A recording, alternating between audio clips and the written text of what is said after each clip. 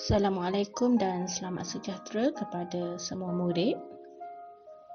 Kali ini, cikgu akan menerangkan tentang panduan menjawab soalan novel dalam bahagian B kertas 1 Bahasa Melayu. Harapnya semua murid bersedia dengan nota dan memberikan tumpuan. Sebanyak 10 markah diperuntukkan untuk soalan novel ini, yang mana 6 markah untuk isi, manakala selebihnya 4 markah untuk bahasa. Murid-murid digalakkan menggunakan bahasa yang baik serta lancar dalam ayat yang gramatis. Elakkan sebarang kesalahan ejaan dan tanda baca. Bagi isi pula, maksimum isi ialah sebanyak 3 isi. Isi yang mempunyai bukti yang relevan serta contoh peristiwa yang sesuai akan mendapat 2 markah. Manakala sekiranya murid dapat mengenal pasti isi tanpa contoh peristiwa yang sesuai, hanya 1 markah sahaja diberi. Oleh yang demikian, sebelum menulis, sila rangka jawapan yang akan dibuat.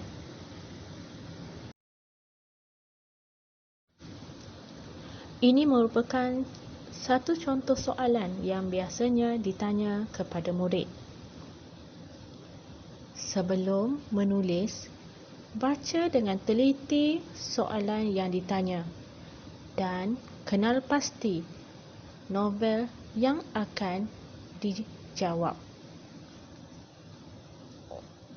Watak utama dalam sesebuah novel biasanya digambarkan mempunyai nilai-nilai positif.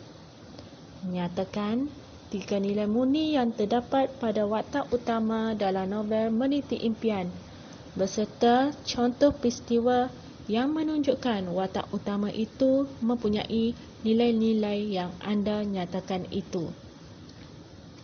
Bagi soalan ini, murid perlu mengenal pasti siapakah watak utama dalam novel Meniti Impian.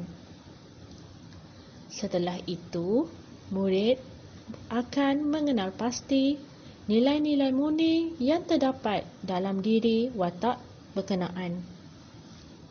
Fikirkan juga beberapa contoh peristiwa berdasarkan nilai yang dikenal pasti tadi.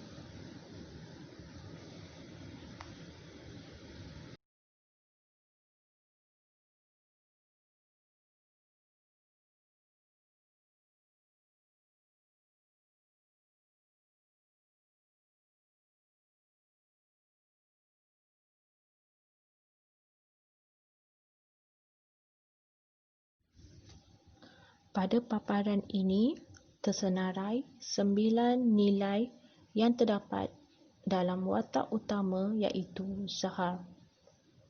Setelah murid dapat mengenal pasti nilai tersebut, murid juga dikendaki untuk menghurai contoh peristiwa bagi nilai-nilai yang telah dinyatakan tadi berdasarkan cerita yang terdapat dalam novel yang dibaca iaitu Meniti Impian.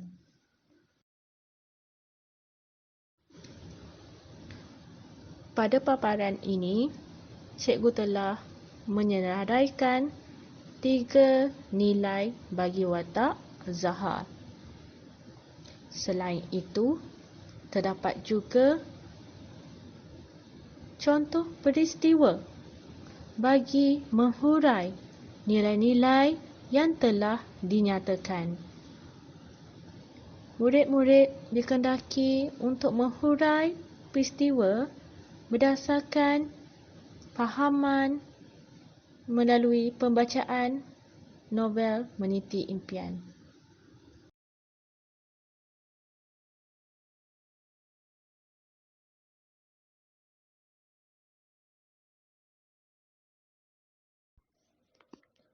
Sila baca contoh jawapan yang telah cikgu sediakan.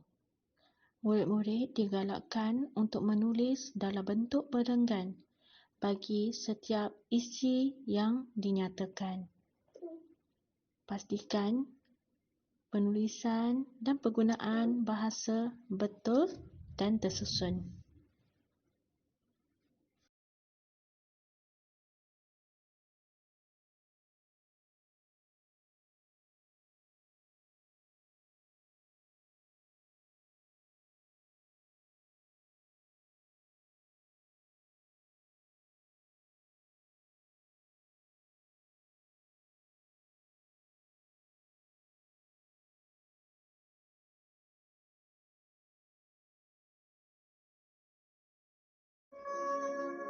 Setakat ini saja penerangan cikgu bagi pembelajaran kali ini.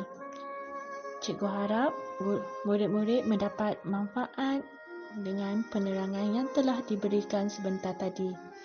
Sekiranya ada sebarang masalah atau soalan, boleh sahaja PM kepada cikgu. Cikgu akhiri video ini dengan ucapan terima kasih dan sehingga berjumpa lagi.